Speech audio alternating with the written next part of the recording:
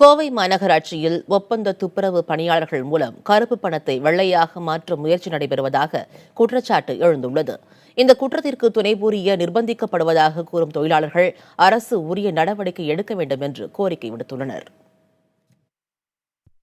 கோவை மாநகராட்சியில் ஒப்பந்த அடிப்படையில் பணியாற்றி வரும் ஆயிரக்கணக்கான துப்புரவு பணியாளர்களுக்கு மதிப்பு நீக்கம் செய்யப்பட்ட 500 மற்றும் 1000 ரூபாய் நோட்டுகள் ஊதியமாக வழங்கப்படுவதாக புகார் எழுந்துள்ளது.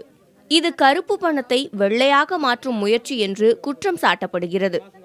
மதிப்பு நீக்கம் செய்யப்பட்ட பணத்தை வாங்க மறுத்த போதும் ஒப்பந்ததாரர்கள் இதுபோன்றே ஊதியம் வழங்குவதாக பணியாளர்கள் தெரிவிக்கின்றனர்.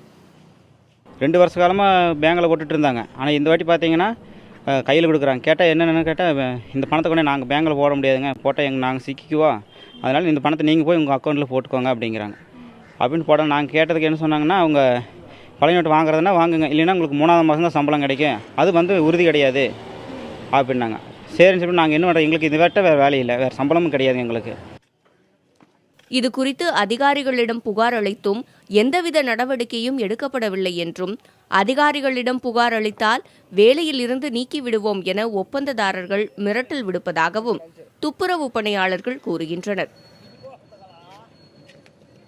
இப்போ ஒரு ரீசன் நாங்கள் 1ஆம் தேதியிலேருந்தே சண்டை போட்டாங்க. இப்போ சம்பளம் எங்களுக்கு வேண்டாம், கொடுத்தா புது நோட்டாக கொடுங்க, இல்லாட்டி வங்கியில் போடுங்கன்னு சொல்லி சரின்னு சொல்லி போட்டு எங்களை ஏமாற்றிட்டாங்க. அந்த வார்டில் வாங்கிட்டாங்க, இந்த வார்டில் வாங்கிட்டாங்க, இப்படி வாங்கிட்டாங்க, இது இன்றைக்கி வாங்கியே ஆகணும், அப்படி இல்லாட்டி 4 மாதத்துக்கு சம்பளம் தர மாட்டேன், இல்லாட்டி உங்களுக்கு வேலையிட்டு நிறுத்திடுவோம்.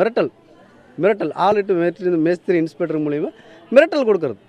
இந்த மிரட்டல் கொடுக்குறதுனால மக்கள் நம்ம தொழிலாளிகள் பயந்து வாங்கிட்டாங்க. இந்த குற்றத்திற்கு மாநகராட்சி அதிகாரிகளும் துணையாக இருப்பதாக கூறப்படுகிறது. இது தொடர்பாக ஒப்பந்ததாரர்கள் மாநகர ஆணையர், துணை ஆணையரை தொடர்பு கொள்ள முயற்சித்த போது அவர்கள் பதில் அளிக்கவில்லை. பழைய 1000, 500 ரூபாய் நோட்டுகள் சம்பளமாக வழங்கப்பட்டுள்ளதால் ஏற்கனவே பல்வேறு நெருக்கடிகளுக்கு ஆளாகி வரும் நிலையில் இவர்களின் ஏழ்மையும் வறுமையும் பயன்படுத்தி மோசடியும் நடைபெற்றுள்ளது.